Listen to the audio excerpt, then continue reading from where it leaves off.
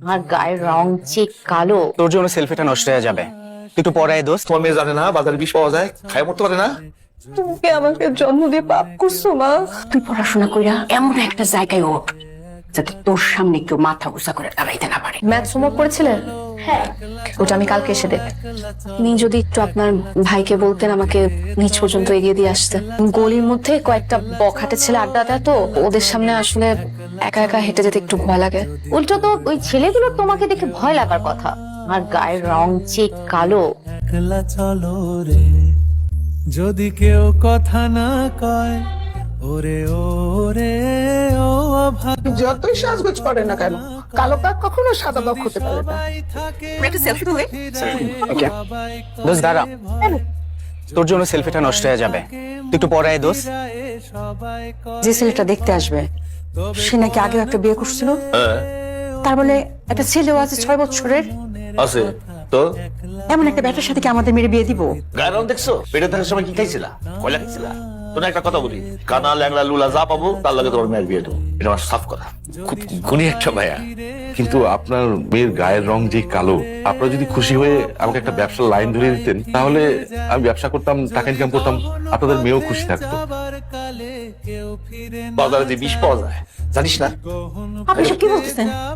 তোমার মেয়ে জানে না বাজারে বিষ পাওয়া যায়, খায় মরতে পারে না। তবে পথের কাঁটা ও তুই রক্ত মাখা তুমি আমাকে জন্ম দিয়ে পাপ করছো মা। প্রত্যেকটা মেয়ের কাছে সন্তান জন্ম দেওয়া হইলো সবচেয়ে তৃপ্তিদায়ক অনুভূতি রে মা। আমি কোনো পাপ করি নাই। আসল কথা হইতেছে মা, এই সমাজে কালো মেয়েদের কোনো দাম নাই, কিন্তু তারা যদি পড়াশোনা কইরা শিক্ষিত হইয়া একটা পজিশনে যাইতে পারে তখন সমাজ তারে দাম দেয়। আমাকে একটু সময় দাও না। আমি সারা জীবন তোর পাশে থাক। তুই পড়াশোনা কইরা এমন একটা জায়গায় ওঠ যাতে তোর সামনে কেউ মাথা উঁচা করে দাঁড়াইতে না পারে। জানালে আপন বুকের পাঁজর জ্বালিয়ে নিয়ে একলা জলরে, যদি তোর ডাক শুনে কেউ না আসে তবে একলা চলো রে, যদি তোর ডাক শুনে কেউ না আসে তবে একলা চলো রে, যদি তোর ডাক শুনে কেউ না আসে তবে একলা চলো রে, যদি তোর ডাক শুনে কেউ। কিছু বলবে? আমি আজকের পর থেকে আর রেহানকে পড়াবো না। কেন? আমার বিসিএস হয়েছে। Wow, congratulation. খুবই ভালো কথা। কিছুদিন পরে তো তুমি খুব বড়লোক হয়ে যাবে।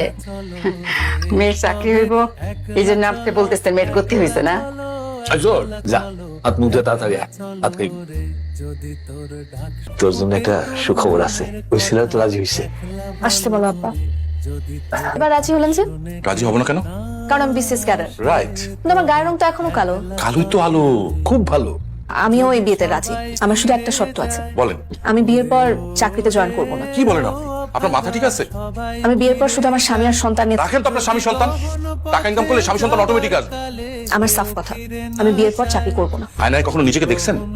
দেখতে যে কালোর কালো, আপনার সাত কপালের ভাগ্য যে আমার মতো সুদর্শন একটা ছেলে আপনাকে বিয়ে করতে চাইছে। অন্য কোনো ছেলে রাজি হবে না।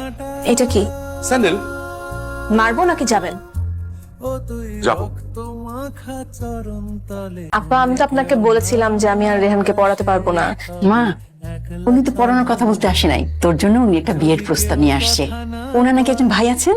আচ্ছা, আপনি যে আমাকে বিয়ে করতে চাইছেন, আপনি জানেন তো যে আমাকে রাতের বেলা দেখা যায় না? এই কথাটা আপনার বোনই বলেছিল।